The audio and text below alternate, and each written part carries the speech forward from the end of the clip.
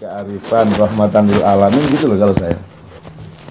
Maka saya tidak banyak berpendapat dan saya tidak mau berdebat. Aku apa berdebat? Aku yakin kalau uripku berdebat kalau awakmu lah. Kan Anda yang punya masalah dengan diri Anda sendiri silakan berdebat dengan diri Anda sendiri. Saya tidak akan berdebat dengan siapapun. Saya sudah beres urip saya kok. Tidak ada masalah saya. Agama, bojo, beres kabeh.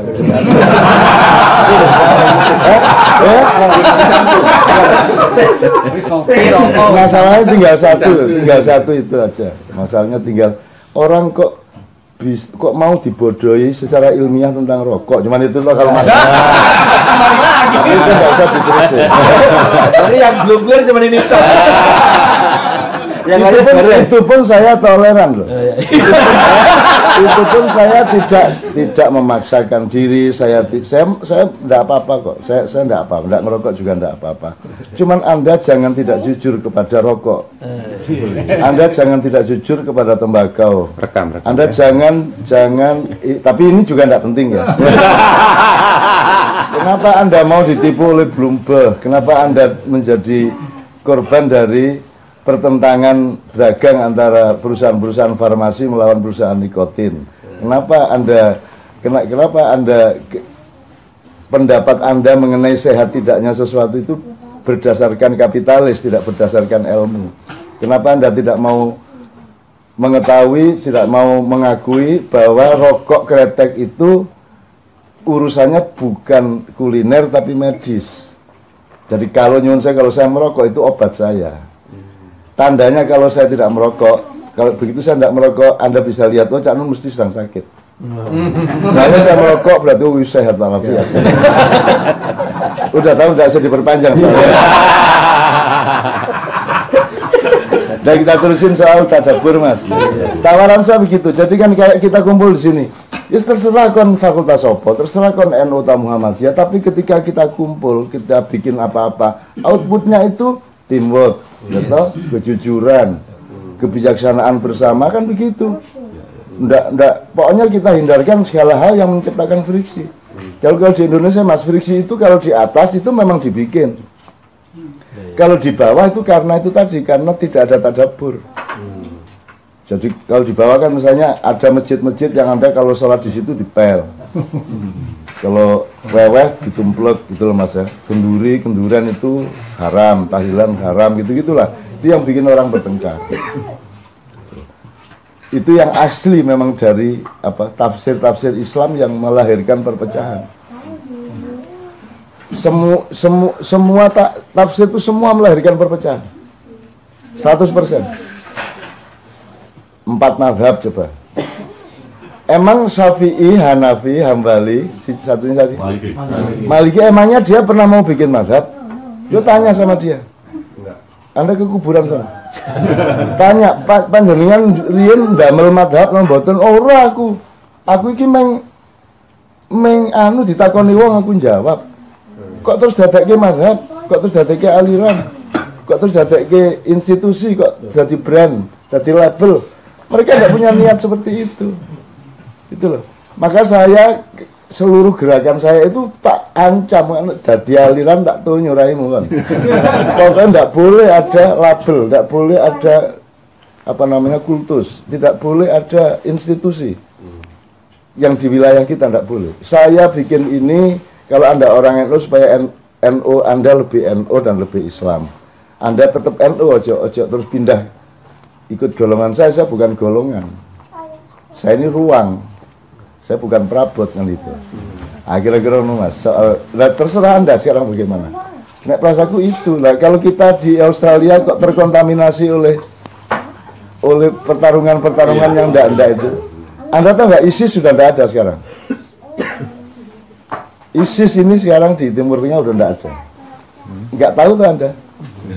Enggak tahu dari mana Anda akan tahu berita seperti itu. Enggak ada ISIS, sudah habis sekarang. Hari ini. Ayo piye carane kowe ngerti. Aku kowe percaya karo medsos, percaya karo media massa pekok kayak orang ngerti apa-apa ya. Beneran ya Mas? Loh, ini ISIS udah enggak ada Mas, sudah habis. Dihabisin sekarang. Cuman karena yang menghabisi ini bukan Amerika, bukan Inggris, bukan Saudi, tidak diberitakan. Itu loh Mas. Jadi orang boleh orang dimuat berbuat baik asal pro penguasa kan gitu Mas. Jadi kayak saya bikin makian kayak gitu ya, 40.000, 30.000, 20.000 terus menerus sampai pagi, tidak pernah satu kata pun untuk keluar di media massa, kan gitu. Meskipun aku gak paten gak kalau urusan aku gitu ya. Di YouTube keluar. Loh, YouTube terbongkar lah. Enggak, kalau YouTube itu memang oleh Allah dikasih untuk dibikin untuk saya. Ya Allah menciptakan proses sehingga menjadi internet dan YouTube itu memang itu hadiah untuk saya. Karena saya kan keluar dari media massa tahun 98. Saya keluar dari Kompas, Tempo, semua TV, semua saya tidak mau masuk. Sampai hari ini saya tidak mau. ILC memaksa saya, tapi kan bolehnya rekaman tok. Tapi saya disuruh datang tidak akan mau. Jadi sejak tanggal 22 Mei 98 saya off dari semua media massa. Terus Tuhan kasih YouTube. Yes. Sekarang bangkrut media-media. Bangkrut. Wong kamu menayangkan sesuatu yang tidak laku, terus kamu pikir kalau yang laku itu cengengesan, gitu. Wayang wong mati, semua mati, tidak ada lagi. Pelawak itu mati Mas. Mana ada pelawak sekarang? Sing ono wong cengengesan. Kita tidak melahirkan lagi Bagito, apalagi kok Bagio, Basio, tidak ada lagi manusia sekali itu. Karena dibunuh semua. Kayak Got Talent itu nanti bunuh juga. Avi bunuh juga. Bunuh itu maksudnya gitu. Digedek-gedek no juara. Terus begitu gak payu buang. Itu semua gitu. Bikin berhala, disembah, nggak laku, buang. Tiap hari bikin berhala tuh TV. Jadi kalau yang namanya iblis dan dajjal itu benar-benar media massa di Jakarta itu Mas. Dan itu bilang sama mereka bahasa ngomong gitu, nggak ada masalah. Ono wonge tak omong ngono. Kan mulane kon dodol bakso ya tarek. Lah apa kon kadek dadi wartawan ngene-ngene iki. Jual bakso sini. Halal jelas. Sana agennya Bu Ade sana.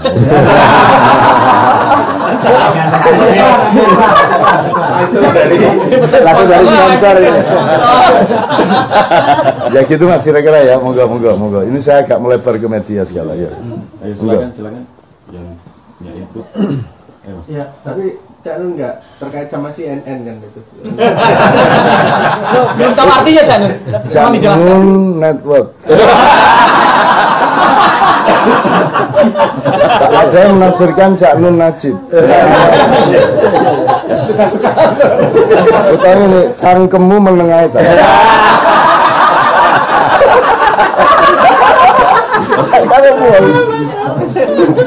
Di Indonesia itu Mas, orang pakai jaket, pakai kaos itu apa dia pernah baca apa ya? Enggak pernah.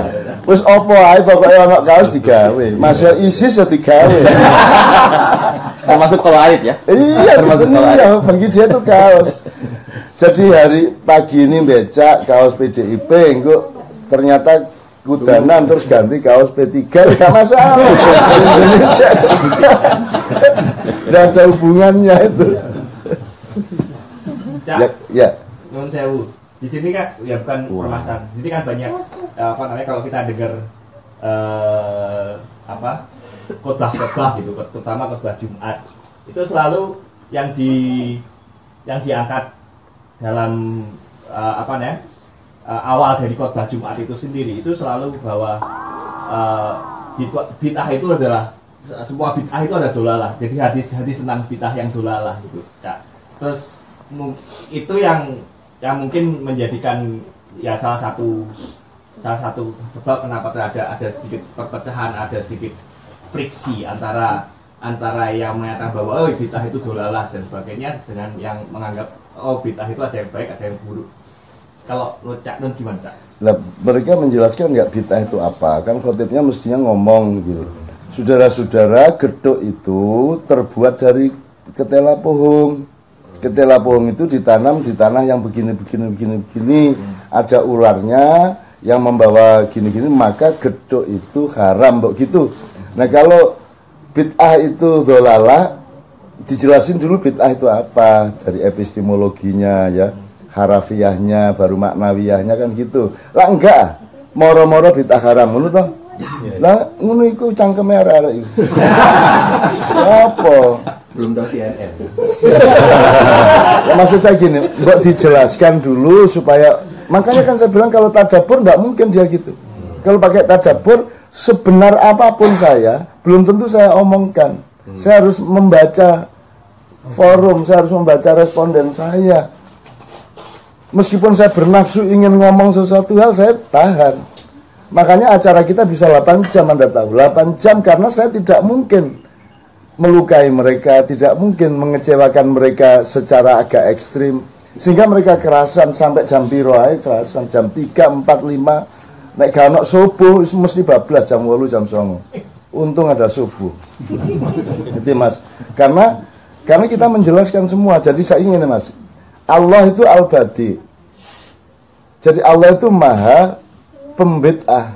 Terus kan piye nek bid'ah iki dolala, tak kandhane Gusti Allah, sampean dikek dolala sampean. Bid'ah itu sekali lagi bid'ah itu apa ya? Membikin sesuatu yang sebelumnya belum pernah ada. Misalnya Gus Mus mengatakan itu kalau sampai Jumatan ditambahin itu bid'ah besar. Oh, itu Gus Mus juga gak jelas no ya. Maksudnya kita besar ya apa kan selawat Jumatan atau di apa gerakan 212 itu bid'ah segala macam. Memang bid'ah. Belum pernah ada orang 7 juta Jumatan di jalan raya kan gitu. Itu kan bid'ah namanya. Apa namanya? Gabungan antara 7 juta Jumatan sama jalan protokol. Itu bid'ahnya di situ. 7 jutanya enggak bid'ah, Jumatannya enggak bid'ah, jalan protokolnya bid'ah. Begitu digadokno. Bid'ah itu sama dengan kopi dikai sambel, bid'ah. Nek gak percaya coba ambil kopi terus kasih sambel. Lah gebres-gebres sampai. Jelas ya Mas ya. Nah menurut saya kasusnya seperti yang saya omongkan pertama, ndak arif, ndak bijaksana, mbok dijelasin kepada umat. Dan sebentar, saya tanya gini, mbok kita itu, mbok pemimpin-pemimpin itu punya kebijaksanaan kepada umat. Misalnya gini, kok serabutan toh setiap khotib ngomong sakarpe, setiap NU ngomong sakarpe, Muhammadiyah ngomong sakarpe, mbok rapat MUI, Basul Masail NU, Majelis Tarjih, dan majelis-majelis fikih yang lain dari kelompok lain. Rapat sebulan kalau perlu, nanti tak cariin biaya deh. Ya, rapat apa yang terpenting yang selama ini membuat perpecahan umat itu kita recovery secara fikih, gitu ya. Terus nanti ada fatwa bersama. Ini enggak, saat durungi poso Muhammadiyah di sini fatwa tanggal sekian. Terus besoknya NU tanggal sekian. Terus ono sing di Makassar iku. Iku riwayat di sini. Iya, Naksabandia yang di Sulsel itu. Meneng mau Anda ikut sana. Enak iku. Posone kari. Riwayatne cepet. Enak iku ya. Jadi pas Ramadan sampean pindah. Iya, habis saya baru kesini lagi kan gitu. Gitu Mas, coba menyesuaikan fatwa bersama. Kalau sampean tadi mengatakan, siapa tadi? Sampean tadi yang mengatakan mbok fatwa bersama. NU, Muhammadiyah, ya Basul Masail, Majelis Tarjih, MUI dan lain-lain. Kok fatwa dewi-dewi? Umatnya dibiarkan bertengkar. Akhirnya saya akan di daerah kan gimana cak ini yang bener yang mana ya? Bener kabeh. Milih sing enak. Gitu saya. Pokoknya naik poso milih sing kari, riyo milih sing cepet. Sepakat, tenang aja. Sing tanggung jawab yang berfatwa. Kok di akhirat lho, kok wis poso, kok posone kari. Lho, niki kok sing fatwa ngono to. Lah dia yang masuk neraka, kita masuk surga. Lah terus piye Mas? Lah masa kita dibikin friksi-friksi bingung-bingung udah jauh-jauh ke sini masa masih friksi. Iya toh Mas, ya ndak lah. Di sini kan sini aman Pak, kecuali Iqbal. Kecuali yang bikin problem Iqbal. Ya monggo ditulis. Kalau Cak, nyambung sedikit ya persoalan bid'ah tadi itu sebenarnya asik kalau masuk ke YouTube itu Cak Nun .2 Allah Maha Pembid'ah. Wah, udah itu langsung masuk liberal gitu. Sebentar. Maksud saya begini. kalau melihat ini cara Cak Nun menguraikan masalah atau menjelaskan masalah. Jadi katakanlah ketika kita sudah alergi dulu dengan kata bid'ah. Tadi kita aja semua begitu bilang kita harus bid'ah itu pada ketawa kan. Padahal sebenarnya akar maknanya secara epistemologis, harfiah dan sebagainya harus dielaborasi dulu gitu kan ya.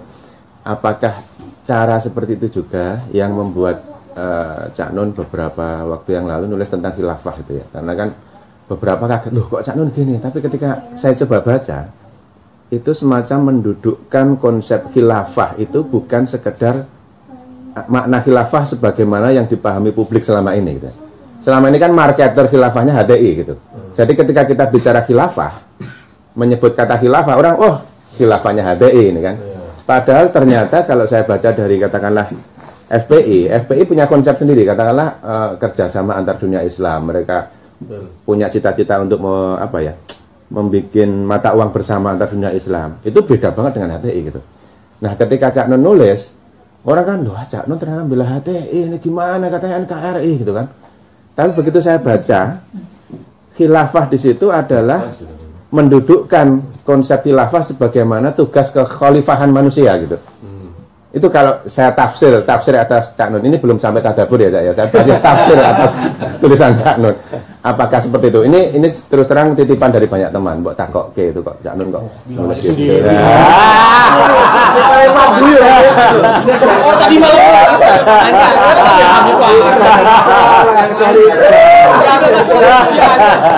Ini biar masalah nih. Sebagai tulisan ini. Sebagai intel berbayar. Moga-moga Cak. 4 juta Mas. Bukan soal kita tuh enggak. Menurut saya kita itu kuliahnya salah, cara nyari ilmunya salah. Menurut saya gitu loh. Jadi kita tuh ketika mendapatkan rasa manis itu kita punya kesimpulan yang salah mengenai hulu hilirnya rasa manis. Dan apalagi khilafah, wong saiki legi ya gak ro. Sekarang Anda itu membedakan wajah sama cantik aja enggak bisa mengurai kok. Air sama ombak itu aja nggak bisa kok. Airnya bisa Anda ambil, ombaknya nggak bisa.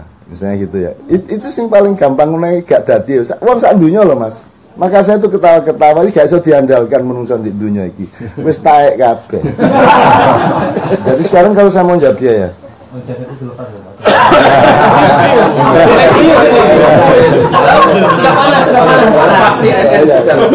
Ini cabai bebas dari Anasir Media, jadi netralitasnya. Maksud saya gini, loh kan kata khilafah kan dari Allah. Maksud saya berani-berani. Kan Allah itu nggak menciptakan manusia kecuali untuk dijadikan khalifah. Khalifah itu subjeknya, khilafah itu apa namanya? Apa jenenge kalau bahasa Inggrisnya itu? Bukan objek. Bukan khilafah itu kata benda abstrak. Adjektif. Masdar. Adverb. Kan saya hati-hati betul sama kata khalifah ini karena Tuhan yang bikin ya. Arek-arek kok wani anti khilafah iki lho. Kon kok dibadek ilatmu karo malaikat Israel kan. Arek-arek kok wani iki lho. Saya enggak berani, Mas. Makanya saya bilang sama Ismail Yusanto, Anda ini kesalahan Anda nomor 1 ini DWP HTI ya, datang ke rumah terus giliran sama Mabes, setelah itu Pak Kapolda. Belum Felix. Setelah itu Felix Job beberapa hari kemudian setelah dia diusir, dibubarkan baru dia ke tempat saya. Terus Felix saya ajak ke pengajian NO, diterima, disambut oleh Banser. Ini ekstra karena jawab ini ya. Felix ikut pengajian saya. Banser NO, terus semua menyangka sudah beres antara NU sama HTI. Felix sendiri merasa wah sudah diterima saya. Ya ora aku diterima mergono aku le. Ya ora aku kaya diusir. Iya betul. Kalau sekarang kamu masuk ke sana lagi ke tanpa saya. Kalau ada saya, bukan saya hebat. Orang itu sama saya tidak tegaan hati. Kalau ada saya, mereka tidak mau bikin buruk apapun.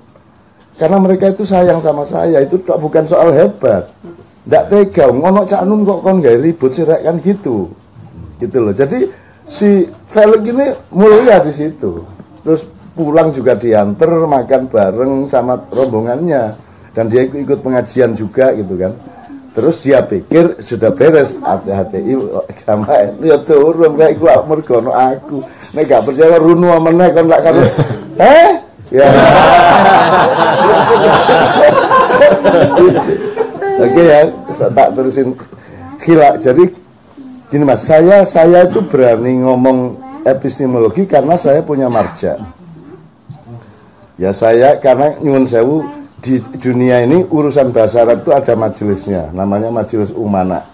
Majelis Umana itu adalah 9 orang yang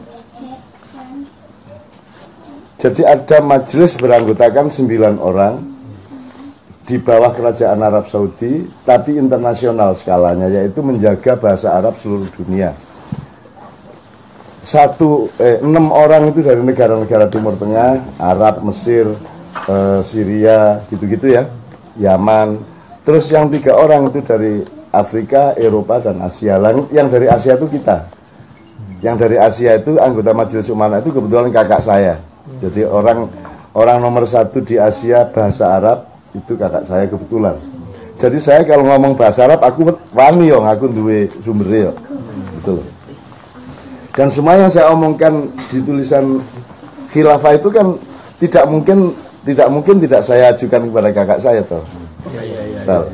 Secara kebahasaan, secara apa tafsir, secara apa konstelasi apa segala macam mesti tak rekonfirmasikan. Oke, jadi saya karena masuk ke khilafah. Bedanya HTI sama saya bilang sama Ismail Yusanto dan teman-teman. Kalau Anda itu khilafah itu sudah prasmanan makanan.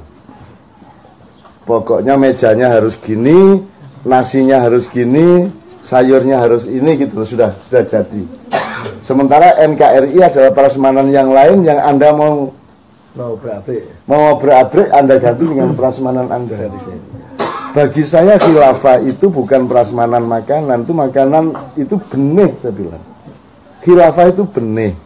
Jadi kayak benih kedelai, benih jagung, benih ya. Jadi itu masih benih. Khilafah itu belum bentuk, dia belum, ibarat bayi masih janin, dia belum bayi. Apalagi kalau hati kan sudah dewasa, sudah jelas konsepnya. Saya bilang di dunia ini tidak ada negara, tidak apa-apa kok. Kenapa harus terikat pada skala negara? Sehingga Anda mau mengganti NKRI dengan khilafah. Di dunia kan negara gak apa, Rasulullah gak pernah loh bernegara Mas. Rasulullah tuh tidak pernah kerungu negara loh, gak tahu deh. Terus tak konfirmasikan, NU aja gak ngerti kok. Iya. Nggak percaya udah sana, istikharah sana, minta ketemu Rasulullah. Kalau dia pernah dengar NU nanti kasih tahu saya. Dia belum pernah dengar NU, Muhammadiyah. Dia tanya sama, iku mau sing jenenge meh-meh padha karo jenengku iku apa? Oh niku Muhammadiyah Kanjeng Nabi. Gitu. Jadi orang tuh kok gampang nesu lah ngono. Dia khilafah itu benih Mas. Jadi khalif gini, ini jailun fil ardi khalif itu artinya saya menjadikan manusia gini. Anda ya manusia ya, Adam ya. Adam bisa saya sebut Adam, nomor 2 saya sebut manusia.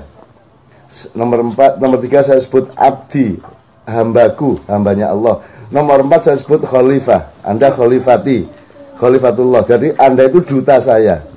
Gitu ya. Nah Allah ketika bikin Adam itu yang dia sebut bukan Adamnya, bukan manusianya, bukan Abdullahnya, tapi khalifahnya, fungsinya. Gitu nggak Mas ya? Iqbal, sarjana apa misalnya ya? Sarjana sastra. Terus kepala apa di Indonesia? Projo yang jelas. Dia projo. Nah, yang kita omongkan ini bukan Iqbal dari mana, Iqbal ini sarjana apa. Yang diomongkan Allah adalah fungsimu di masyarakat. Nah, khalifah itu adalah fungsi itu. Jadi fungsi pengelolaan. Jadi khilafah itu tata kelola. Gitu loh. Kok orang kok terikat pada kata khilafah terus paranoid, kan gitu. Bagaimana Anda ini kok gampang menparanoid? Saya itu merdeka dari semua kata-kata kok. Karena saya harus taat kepada makna yang aslinya kan gitu. Oke, jadi Sekali lagi, khilafah bagi saya itu benih. Dia kalau tumbuh bisa jadi republik, enggak apa-apa. Jadi kerajaan, enggak apa-apa. Kesultanan, monggo. Komunitas tok, tribe tok, enggak apa-apa. Gitu loh kalau saya. Terserah bentuknya yang Anda sepakati. Sama dengan ketela, mau jadi gedok monggo, mau jadi keripik monggo, enggak masalah. Itu sesuai dengan kesepakatan kesepakatan komunitasnya. Sekarang kalau HTI mau bikin begitu, mbak runding dulu sesama Islam dulu, runding ke PP Muhammadiyah, ke PBNU kan gitu. Mestinya ojo tundik Senayan khilafah. Akhirnya semua orang sama paham NU sampai anti khilafah itu lah. Gusti Allah kaget loh, kok NU anti khilafah. Kok NU anti khilafah bagaimana? Kalau anti khilafah versi HTI masih oke. Gimana sih? Nek anti khilafah itu kan sampean menyinggung hatinya Allah. Piye to ki bocah-bocah iki? Piye to tak gawe ra iso ngising apa piye? Kan gitu. Kan gitu. Kalau anti khilafah versi HTI oke, tapi kalau anti khilafah kan celaka dong kita. Wong itu konsepnya Allah. Allah tidak bikin kita kecuali untuk jadi khalifah. Maka bekal kita adalah khilafah, tugas kita adalah khilafah. Masa gitu aja tidak bisa memahami coba. Masa cuma saya bilang khilafah NKRI, terus teman-teman ngomong, "Cak lu kok pro HTI?" Ya apa sih? Aku iki mek nyeret pedus kok anggap pedus sih lah. Aku mau bukan dan PT ono Cak lu kloro saiki lho. Bagaimana nih kaum intelektual modern ini? Bagaimana sih? Kenapa semua kok enggak punya ketangguhan intelektual, enggak punya koridor ilmu, gitu loh. Makanya sama setan pada takut. Makanya kalau ngimami, ayo dirapatkan softnya supaya tidak diisi setan. Setan yang guyu, loh, saya enggak butuh soft. Aku sudah di dalam hatimu kok. Nek aku ngimami mas, makanya aku mau ngimami loh mas, sampai hari ini. So, nek aku ngimami, ayo setan sing ngerti sembahyang musisan gini. Ayo setan iblis dajjal kalau mau ikut sholat sekalian sini. Gitu kalau saya. Enggak terus dirapatkan softnya. Ini kok rapatnya ini terus kan sujudmu piye, rukukmu kan malah susah. Mestinya renggang dong. Kan gitu mas. Waktu tahiyat akhir kan butuh ruang untuk 1,3 1,4. Kok malah disuruh rapat gitu loh. Gitu loh. Enggak ngerti juga saya. Jadi orang sekarang tuh masuk anginan. Dididik masuk angin, dididik demam. Kurungu khilafah demam, kurungu apa demam gitu loh mas. Kok mbembetnya ini ada kayak gitu. Jadi saya kan pakai bahasa Jawa Timur ya mas. Jadi, paham ya Bal ya? Jelas ya. Kalau Iqbalnya jelas nih Cak. Tapi jadi gini, temennya khilafah setan di dalamnya. Khilafah pada periode Adam adalah pengenalan tadarusul alam. Tadarus itu mengenali alam. Anda kalau sekolah sebenarnya harus mengerti level. Kalau Anda SD itu tadarus namanya, tadris main namanya madrasah. Kalau Anda setelah tadarus Anda mulai taklim. Tafhim itu SMP lah gampangannya gitu. Jadi mafhamah, SMP itu mafhamah, al-madrasah al-mafhamah SMP berapa. Nek SD al-madrasah apa. Terus nanti kalau SMA maklamah, Anda mulai mempelajari sesuatu yang Anda pahami itu. Tidak hanya tahu dan paham daun, tapi mengetahui hal-hal yang lebih detail mengenai daun itu namanya maklamah. Kalau sudah kuliah itu namanya ma'rofah.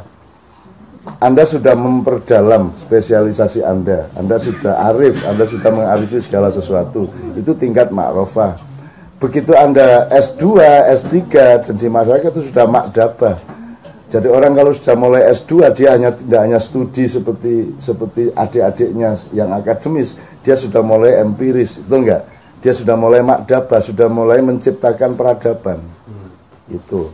Nah di pendidikan Islam itu sampai SMA J madrasah. Makanya yang populer tuh mahfadhah, hifdzul Quran, apal tok. Ya gak apa-apa ya, seneng-seneng aja, api-api, tapi kita nggak pernah meningkat karena kita tidak pernah ngurusin ilmu benar-benar gitu loh mas. Makanya dengar kata ini, padahal kata itu sudah dimanipulasi sama politik tuh mas. hati iya gak hati-hati iki sampean gawe khilafah iki aku dadi kerepotan. Loh, sekarang NU ya khalifah, Muhammadiyah ya khalifah, semua ya khalifah. Bahkan tidak hanya semua manusia itu khalifah. Inni ja'ilun fil ardi khalifah. Nah, sekarang khalifah itu apa? Khalifah itu gini Mas, kalau ini amami, yamini, yasari, khalfi. Jadi khalifah itu yang berdiri atau yang berjalan di belakang. Namanya khalifah. Di belakang siapa? Di belakang Rasulullah. Jadi Allah, Rasulullah, kita. Nah, kita ini orang yang berjalan di belakang Rasulullah. Jadi khalifat itu sesudah saya. Jadi Anda antri imigrasi di airport, man khalifati gitu. Siapa yang sesudah saya ngono. Lagi belajar bahasa Arab yo gak gelem, muring-muring ae. Khotbah muring-muring, kok demo muring-muring arek-arek iki ya Allah. Kok mari ngono ana Islam liberal. Islam kok liberal? Islam itu wis liberal. Islam itu artinya liberation, to liberate. Itu aslama yuslimu itu liberate. Kalau Islam liberation, gitu kan. Kalau Islami liberal. Kalau mau pakai bahasa loh. Dan Islam liberal itu berarti Islam liberal itu berarti PT ayam alas. Wes PT ayam. Ya wara-wara iki. Ya kayak aku nek di desaku biyen ono PT ayam alas rek. Ayam alas itu kan berita dari daerah Melayu bahwa ada ayam yang berasal dari alas atau hutan. Terus masuk ke desa saya, di desa itu yang namanya PT, yang namanya ayam kan PT. Nah itu PT ayam alas, sama dengan Damar Strongking. Strongking itu mereknya Petromak. Nah di desa saya yang namanya Petromak itu Damar. Damar apa rek? Damar Strongking itu maksudnya Petromak. Sama kalau di Jogja, Hondamu apa? Honda saya ya Kawasaki. Kamu langganan KR apa? Saya langganan KR Kompas. Padahal KR itu nama orang. Nah, intelektual aja ikut gitu dan itu kan orang kampung. Masa orang intelektual ikut gitu khilafah marah. Lu iki neng Hondamu merek apa? Ya, di Indonesia kan gitu. Nyenengke ya. Gitu loh. Jadi teman sekalian menurut saya kita adalah subjek yang bisa merekatkan kembali semua itu dengan kita mulai dengan subuh bareng begini ini wes beres. Apa toh ngele? Emang bedanya NU sama Muhammadiyah apa? Hampir enggak ada loh Mas. Bahkan terbalik Pak ya. Pak saat sampean lah ide karo Yai Hamid, sampean tahu berguru nang Cak Nur. Cak Nur itu NU. Semua orang menganggap Cak Nur itu bukan NU toh. Cak Nur itu NU, Nur Khalis Majid. Sudah sampai baca surat-suratnya. Saya punya dokumentasinya Cak Nur. Semua orang menyangka dia itu Masyumi, Muhammadiyah. Enggak, Cak Nur itu NU. Jadi para Madinah itu sebenarnya NU dulu. Cuman karena terus pecah sama Bu Cak Nur jadi. Nah, NU Muhammadiyah itu tidak seperti awalnya dulu Pak Asad. Jadi misalnya beduk, aku takon, beduk itu yang melarang, yang membid'ahkan siapa? Muhammadiyah apa NU? Beduk. Muhammadiyah. Padahal yang tidak cenderung beduk itu, yang cenderung seneng pakai beduk itu Kiai Haji Ahmad Dahlan. Mbah Hasim malah tidak suka beduk. Lu kualik gini. Jadi silang. Banyak yang gitu-gitu. Nggak ada bedanya Mbah Dahlan sama Mbah Hasim itu nggak ada bedanya. Wong mereka sama-sama sekolah di Arab, sama-sama sekolah di Bangkalan, sama-sama nasab ilmunya dari Mbah Soleh Darat, sama-sama di pesantren Selawe, ya toh. Podo perguruannya podo. Dan saya ada di situ, gitu ya. Saya ada di seluruh lingkungan itu, bahkan saya yang ikut menata semuanya gitu loh. Saya yang bikin Kabupaten Jombang, saya yang memberesin Tebu Ireng ben aman untuk pesantren. Tebu Ireng itu bukan nama, di situ nama perampok. Ki Tebu Ireng kan gitu. Ya arek garo ngono wis pokoke Tebu Ireng pesantren. Kasih nang belas arek itu.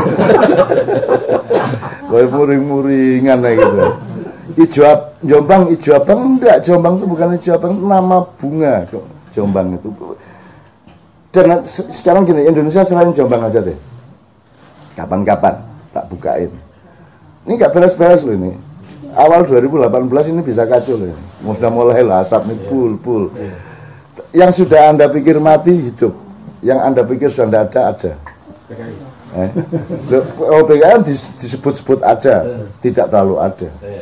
Gitu. Sebenarnya yang tidak Anda juga akan ada itu ada. Apa? Loh, kalau saya kasih tahu berarti Anda menduga.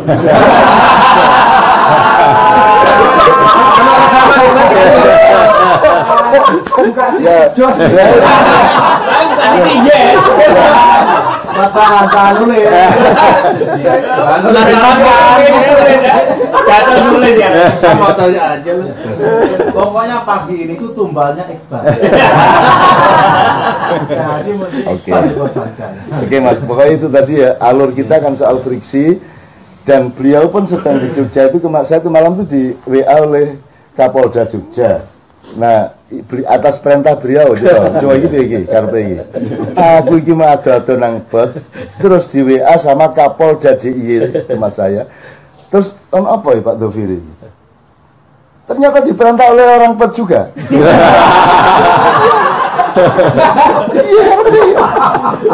Bulat ya. Bulat. Jadi ketika HTI 2 hari sebelum dibubarkan, semua DPP HTI datang ke Kadipiro ya, ke markas saya. Ini Pak Doviri, loh ini kok Cak Nun Menerima. Ada apa? menerima ini, gitu Pak Doviri. Dia terus dia monitor sana kemari, kontak sana kemari, termasuk ke keraton. Wah kok pada ke Cak Nun ini, gitu. Dia Pak Doviri baru kenal malamnya, jadi dia nunggu sampai pertemuan saya dengan HTI selesai, kemudian saya temui dia di salah satu bangsal keraton, Pak Doviri. Terus saya terima dia jam 12 malam sampai jam 2, karena HTI-nya pulang sekitar setengah 12. Terus tak temui di keraton itu sampai jam 2. Pak Doviri baru tahu, Pak sampean niku aja bingung nek aku nerima daya sapa-sapa, kadang-kadang dajal ya tak terima. Wis tak terima kok repot sampean, tenang aja.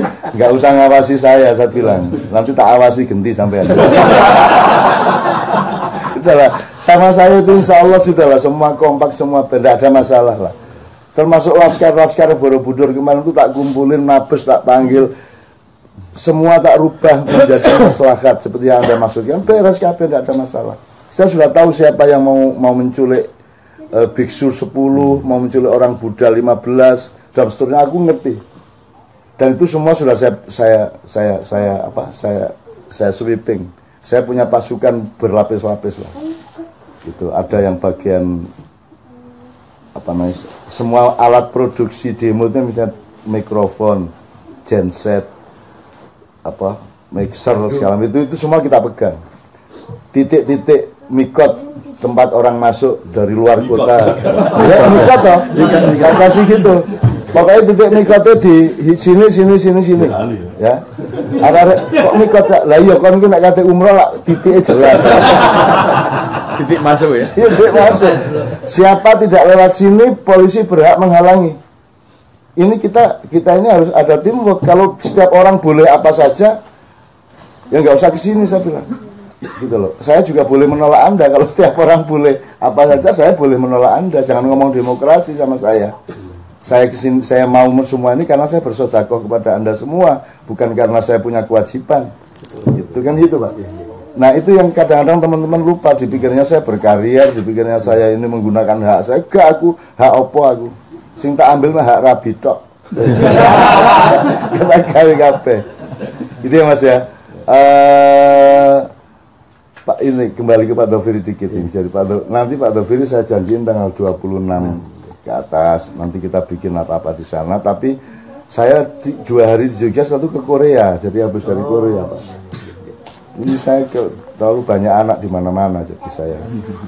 Terus Pak Doviri saya temui sampai jam 2 malam. Terus Pak Doviri bilang, Cak, saya kok barusan dapat info pagi-pagi bapak dari Mabes datang juga. Lah iya, kalau tidak ada mereka, apa gunanya saya nemui HTI?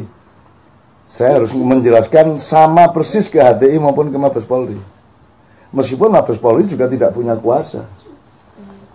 Saya ini bukan ngurusi Indonesia, saya ini menjawab orang yang bertanya atau menolong orang yang minta tolong, cuman gitu dok. Tapi konstelasinya tidak seluruh Indonesia, terserah. Kalau Mabes minta tolong, saya tolong. Tapi kalau Habib Rizik diem aja, ya enggak saya tolong. Sekarang ini seharusnya Habib Rizik kan pulang tanggal 14 Agustus. Seharusnya sudah pulang. Tapi negosiasinya enggak jalan-jalan sampai hari ini, sehingga sampai sekarang masih di Arab. Sekarang bingung ini baiknya pulang apa tidak. Apa pendapat Anda? Terserah Anda. Aku tak iso tak atur gitu loh. Saya yang memindah 7 juta orang dari Monas ke dari Tamrin ke Monas. Itu kan emang gampang. Itu harus ada dol tinukunya. Jadi polisi saya minta untuk mencabut larangan kepada travel untuk mengangkut jamaah dari seluruh Indonesia ke Jakarta. Kan dilarang. Nah, itu dicabut. Boleh jamaah datang. Tapi Habib-Habib harus toleran, jangan Jumatan di situ, di jalan protokol. Sebab kalau sampai di jalan protokol, besok boleh ada misa di situ, boleh ada UPM di situ, boleh ada wong teplek di kuno, ngawur sampean. Saya bilang, udah sekarang pindah ke Monas, tak kei usul fikih. Dra. Jadi Tito tak kasih teks usul fikih itu loh, bahasa Arab, tak jupukno teko kitab kuning ngopoi. Gitu loh. Pokoknya tahu kemudaratan kecil boleh dilakukan untuk menghindarkan kemudaratan besar. Kemudaratan kecil maksudnya misalnya mencabut larangan, itu kemudaratan kecil. Terus pindah Jumatan dari Tamrin ke Monas, itu kan mudarat kecil. Sebab kalau tidak dicabut, kalau tidak direlakan untuk pindah, nanti akan ada mudarat besar. Nanti Jayapura bisa habis oleh UPM, karena boleh kok memenuhi jalan raya kan gitu. Nah itu tidak bisa dibantah oleh para habaib, tidak bisa dibantah gitu. Jadi jangan bikin presiden atau jurisprudensi yang bisa membahayakan besoknya kan gitu. Nah oke, saya persilakan berikutnya teman-teman, karena ini agak melebar-lebar ke Dhofiri sama beliau gitu. Aku iki wis diatur-atur tuh kene dikongkon ngopo karo Pak udah ndek kene dikei sarapan gak oleh ngerokok sih.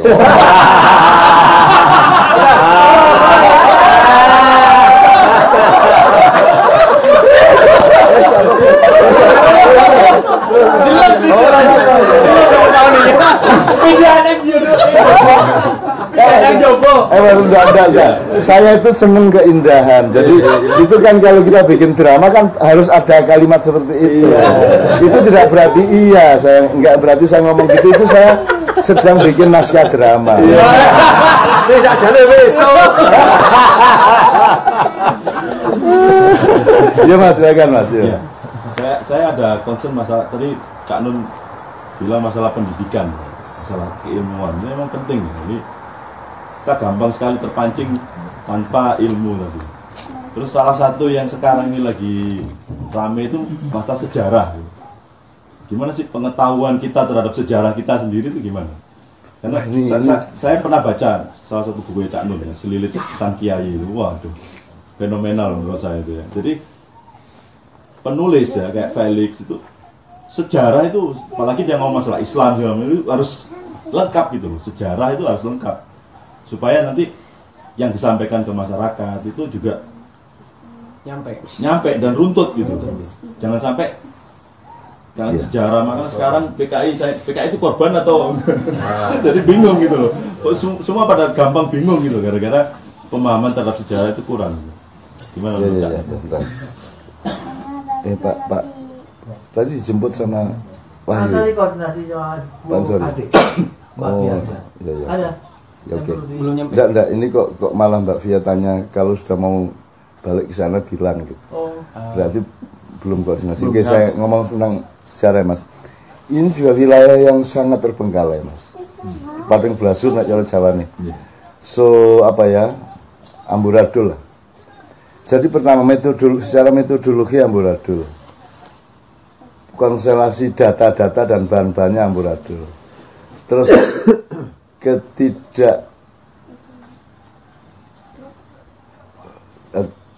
semangat bersejarah kita juga sangat rendah. Termasuk para sejarawan itu pokoknya kesel ngerti ini alur yang dia ketahui gitu toh. Jadi sementara kita berhadapan dengan masalah-masalah yang membutuhkan konfirmasi atau kejelasan historis, apalagi soal PKI dan soal macam-macam. Jadi kalau orang macam saya kan tidak punya posisi untuk berbuat apa-apa terhadap sejarah. Tapi seperti Anda bilang, kalau penulis berarti dia harus punya kelengkapan pengetahuan tertentu mengenai sejarah. Jadi kalau saya, Mas, yang saya ambil itu gini. Saya bukan sejarawan akademis dan bukan expert ilmu sejarah. Jadi saya tidak bertanggung jawab terhadap ekspertasi akademis ilmu sejarah. Yang saya bertanggung jawab adalah substansi kehidupannya manusia, alur kehidupannya manusia. Saya tidak boleh khianat kepada nilai-nilai dasarnya. Tapi kalau teknis kesejarahnya kan saya tidak tanggung jawab, saya bukan sejarawan dan juga tidak dipercaya di situ. Maka yang saya lakukan adalah menemukan pemahaman yang secara substansial bisa dipertanggungjawabkan. Jadi misalnya kalau saya bilang, kemarin saya bilang, nggak usah dicari Nabi Adam itu duwe udel tagak. Nggak usah berdebat lah soal itu. Soalnya Tuhan juga bisa bikin dia punya udel, bisa bikin dia tidak punya udel.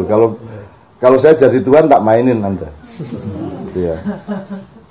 Kalau Anda merasa Nabi Adam punya udel, terus saya pas mangkel sama Anda, Adam tak datengin ke Anda, ya tak bikin tidak punya udel. Tapi kalau saya pas seneng sama Anda, karena Anda yakin Nabi Adam punya udel, Adam tak hadirkan ke Anda, dia punya udel, aku lagi seneng karo kowe. Terserah saya. Kalau Tuhan bisa masuk bumi datar apa bulat, terserah Anda mau apa. Maunya bulat apa datar. Pokoknya kalau Anda maunya datar, karena saya kasihan sama Anda, tak bikin mata Anda tampak datar. Itu datar. Bisa enggak? Bisa. Kan yang Anda lihat ini kan bukan faktanya, tapi kan pertemuan dengan persepsi. Ya persepsi kornea dan spektrum mata kita. Kan cahaya enggak ada. Cahaya itu kan hasil pertemuan dari pantulan benda-benda tertentu kepada struktur apa namanya itu, spektrum mata Anda itu gitu. Oke. Jadi kembali ke sejarah. Kalau saya menghemat diri untuk tidak memperdebatkan apa yang sudah tidak mungkin Anda perdebatkan. Nanti orang Madura bilang, orang Gajah Mada itu orang Madura ya. Oh ya kemarin ramai. Iya, itu Sumpah Palapa itu aslinya lapa-lapa. Makanya kalau orang Madura yang baca, makanya Sumpah Palapa. Orang Madura jual sate sampai Kanada, mereka bikin kota di sana, Ronto. Karena orang Madura jadi Toronto kan.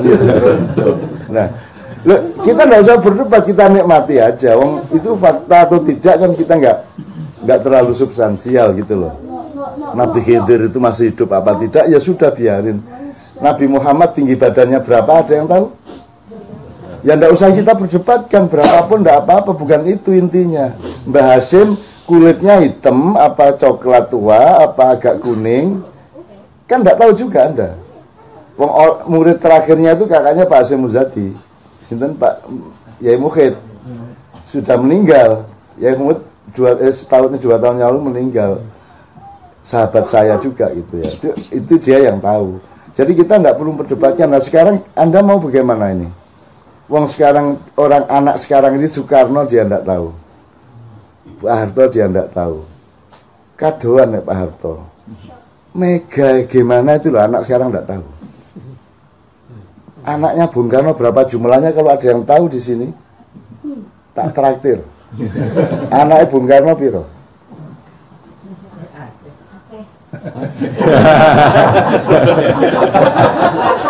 Oke, saya nggak akan cari angka, saya cari satuan aja. Angka itu puluhan tak ratusan? Ya itu repot ya. Ratusan apa ribuan? Ayo, gimana? Coba anda perkirakan. Yang namanya banyak itu puluhan apa ratusan apa ribuan? Ayo coba. Kan susah Mas kalau kita berdebatkan.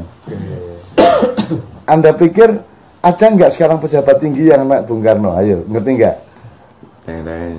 Kan kalau itu kita berdebatkan kan bikin konflik nasional lagi. Anda tahu nggak Pak Harto itu anaknya siapa? Anda tahu nggak SBY itu anaknya siapa?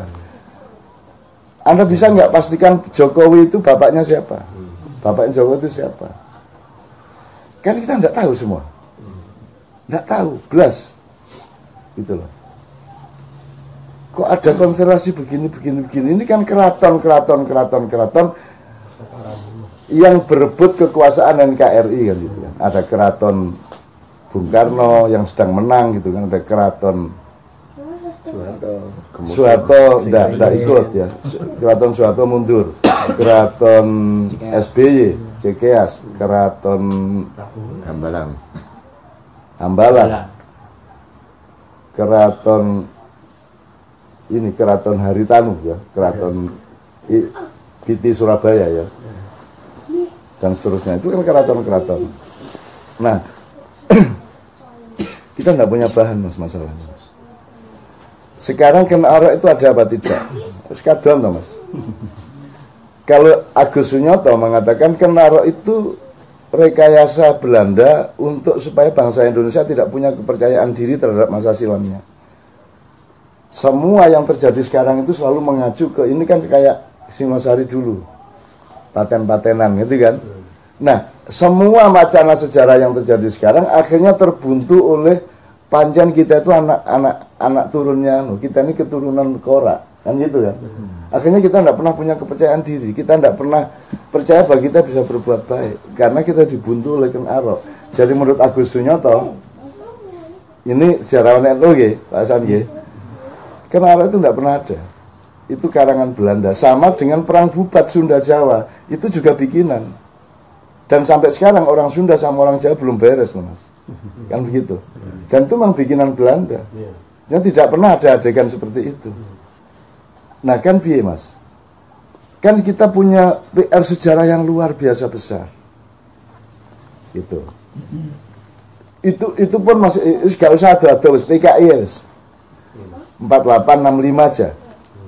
Mbok jangan dibiarkan publik berdebat di jalan, di gardu, di TV, ILC itu lembaga apa? Kamu lembaga negara apa lembaga pemerintah apa lembaga apa? Lembaga TV Pak. Loh, lembaga pengadu domba. Loh ya makanya. Loh ini kalau negara kan harus ada recovery dari sistem negara dong. Mestinya ada simposium disponsori presiden sama DPR bareng. Atau kalau perlu Mahkamah Konstitusi memberi fatwa bahwa diperlukan satu simposium sejarah 3 sampai 1 minggu, 3 hari sampai 1, misalnya semua ahli sejarah dari berbagai aliran, semua tokoh-tokoh yang masih ada kaitan sejarah dengan G30S diundang bareng, kasih waktu kalau perlu 3 bulan penuh atau berkala, seminggu istirahat seminggu lagi sampai beres.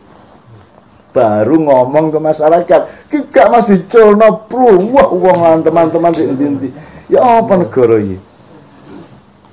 Masuk perintah lewat Twitter. Tiru-tiru Amerika.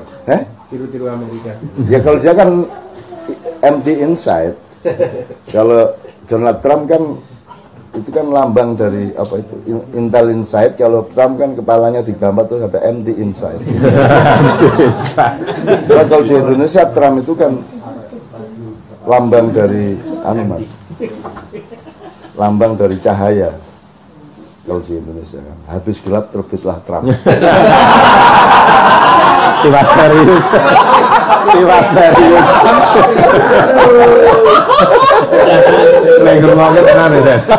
Jadi salah satu kenapa kita friksi karena gak bisa guyon itu, nggak bisa guyon. Makanya saya itu nggak pernah, saya itu diajak ke Iran, diajak umroh, diajak haji oleh para habaib. Ya kadang Habib Rizik, kadang yang Syiah. Saya itu sering diajak kemana-mana, Karbala. Aku gak iso mas, aku khawatir gak guyon loh. Bayang no, aku kudu di pesawat bareng habaib nganggo ngene. Terus aku ngene dhewe iki meneng ngene. Guyon gak wani. Gak iso rokokan. Gak iso rokokan. Terus kok tutup. Nanti kalau di Mekah saya harus ikut ke Alwi Muhammad ya terus semua pada cium tangan, aku mau cium tangan. Apa urusanmu karo aku ngambung tanganmu? Nah aku diambung tangan karo arek, mergo aku cinta karo arek, jelas urusanku. Gitu loh. Saya nggak punya sejarah. Jadi aku Ria Mirzat, semua saya diajak semua orang. Sing jenenge umroh nang ndi kunjungan, aku gak wani Mas. Kuwatir iki lah sehari-harinya itu loh. Iya nek sarungan ngene padha karo aku. Anak wis nganggo gamis, nek wis nganggo iki jenggoten lah aku lah aneh dhewe ngene. Wis gak wis aku karo arek-arek aku wis gak. Gitu loh Mas. Nah, itu variasi aja dari betapa tidak mudahnya Mas kita mengurusi Indonesia sekarang. Maka sejarah itu salah satu PR yang luar biasa berat. Tapi kalau ada kepemimpinan negara sebenarnya kan tetap bisa dijalankan.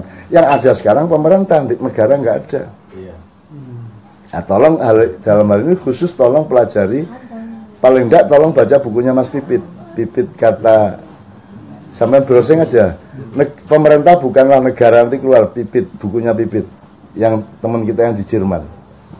Agak untuk pemahaman awal, kuncinya Indonesia itu soal karena ruwetnya Indonesia karena negara dan pemerintah tidak dibedakan gitu Mas. Iya.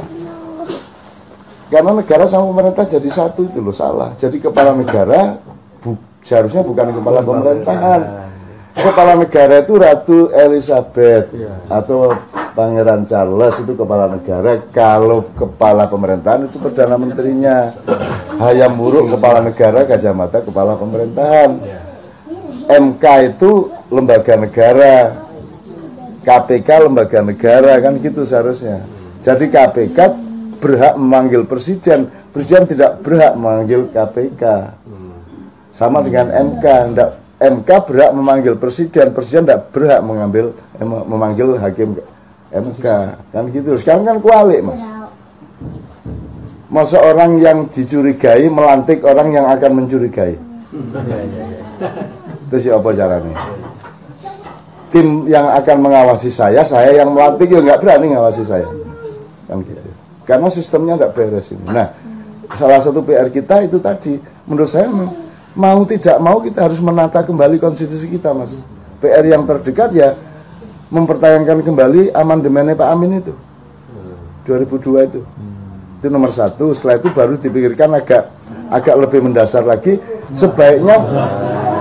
sebaiknya bentuk negara kita bagaimana. Sponsor utama. Sebaiknya bentuk negara kita itu bagaimana. Tidak harus federasi toh, tidak harus federal, tapi kan boleh dong bentuk bikin bentuk yang khas kita, boleh toh. Oke, republiknya Republik Indonesia, bukan republik kan boleh juga, atau persemakmuran boleh. Kalau saya kan kalau pakai bahasa kita itu persemakmuran perdikan. Jadi negara persemakmuran perdikan Indonesia. Kalau perdikan itu kita punya konsepnya Mas. Jadi misalnya Mojopahit itu bukan negara kesatuan, negara persemakmuran. Kalau mereka kumpul selapanan pisan 35 hari sekali untuk mengisap pipa, bukan pipa sih ini, kendi emas. Jadi kepala-kepala perdikan ini berkoordinasi, koordinatornya sesepuhnya adalah Mojopahit. Bukan mereka adalah bagian dari kekuasaan Mojopahit. Gitu loh. Itu tanah-tanah perdikan, jadi itu networking sebenarnya, networking. Itu sudah ada contohnya. Negara kesatuan ini dimulai oleh Kerajaan Mataram oleh Panembahan Senopati. Makanya dia sampai membunuh Ki Ageng Langit itu karena dia konsepnya negara kesatuan. Nah, sementara Ki Ageng Langit loh, kenapa saya harus menjadi bagian dari Mataram? Wong sejak dulu kita itu mandiri, Gunung Kidul mandiri, Mangiran mandiri, Kebumen mandiri.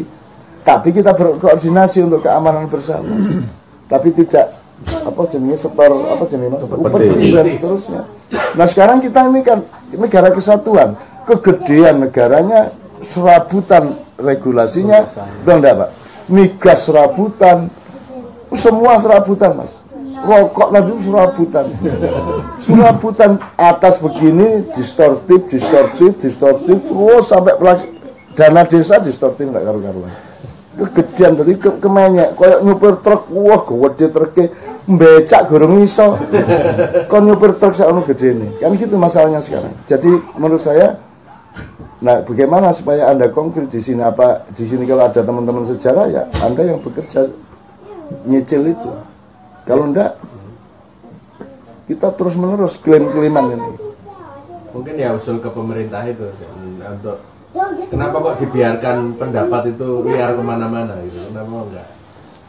Jadi asumsinya satu memang tidak memahami keharusan kepemimpinannya. Nomor dua memang sengaja dibegitukan. Karena dia gini Mas, kalau Anda sedang mencium cewek itu Anda kalau bisa tuh ada mercon di mana-mana sehingga orang lihat mercon nggak ngelihat Anda cium cewek. Ngerti nggak Mas?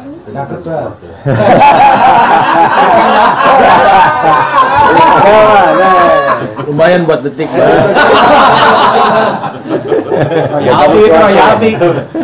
Bisa kamu bahas. Walau alam kita tidak tahu.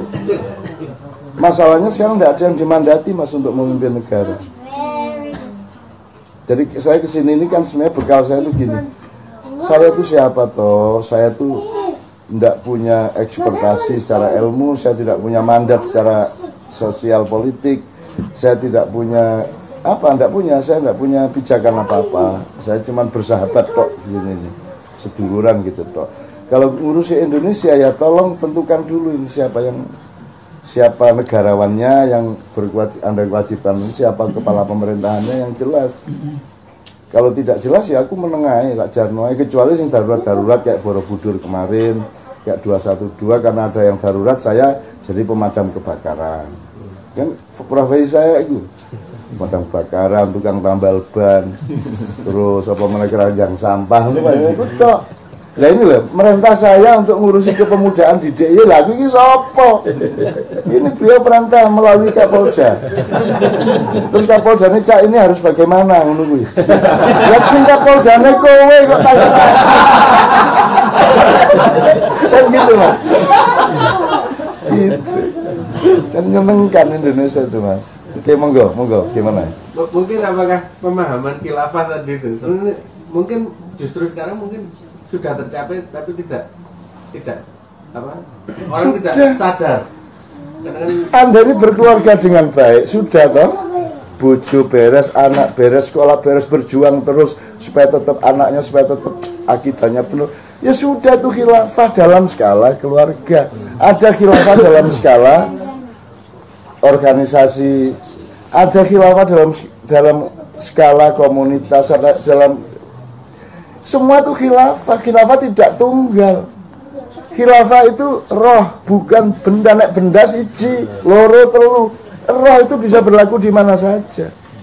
Dirimu kepada dirimu adalah khilafah. Bagaimana Anda memelihara kesehatan Anda, kapan Anda makan, kapan Anda berhenti makan, ngerokok apa tidak, itu khilafah. Sehingga saya tidak mungkin melanggar khilafah itu. Kalau saya merokok, itu berarti sudah di dalam perhitungan khilafah. Udah tanah bangga ya. Gak. Saya ingin menyiksa.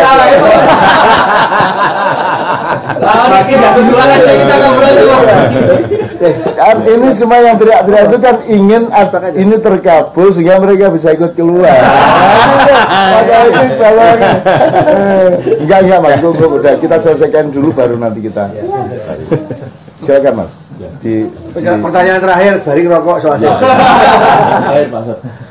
Kalau enggak kita break sebentar kita enggak apa-apa. Ada apa? Soalnya jangan pada merokok Keluar lagi. Nah, itu kan yang kita tunggu-tunggu. Oh enggak. Ini juga Anda harus tidak take for granted terhadap anehnya kemauan Allah ya. Jadi saya tuh punya teman yang namanya Simon HT. Nah, dengar ya.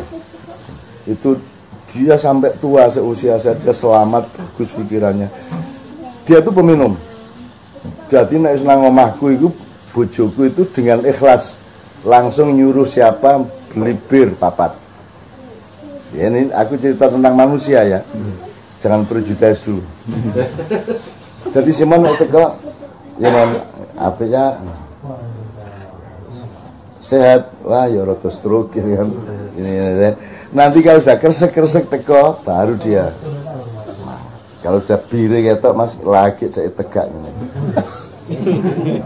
Ya, karena wis mulai di bawah meja, saya gak ketok wong akeh itu terus baru dia mulai. Jadi Cak Muhammad itu buat marah. Coba anehnya Allah itu. Dan saya belum pernah mendengar analisis dan pendapat mengenai Muhammad sedahsyat Simon. Dan dia melihat evolusi pikiran manusia, akidah manusia, kepercayaan manusia. Dan Simon menjelaskan tentang Rasulullah itu luar biasa. Dan Imam Ghazali tidak pernah ngomong gitu, Sayyidina Ali aja tidak ngomong gitu. Ini Simon, syaratnya dia minum bir dulu. Aku bingung gitu. Gusti Allah jangan gitu ya. Jadi Anda jangan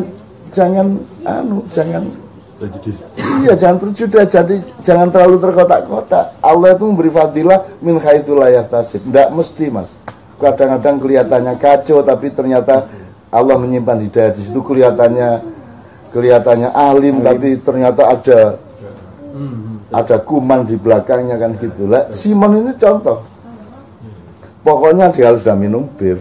Wah, cerdasnya luar biasa. Jadi, tapi saya tidak tergantung. Saya ngerokok enggak ngerokok tetap cerdas.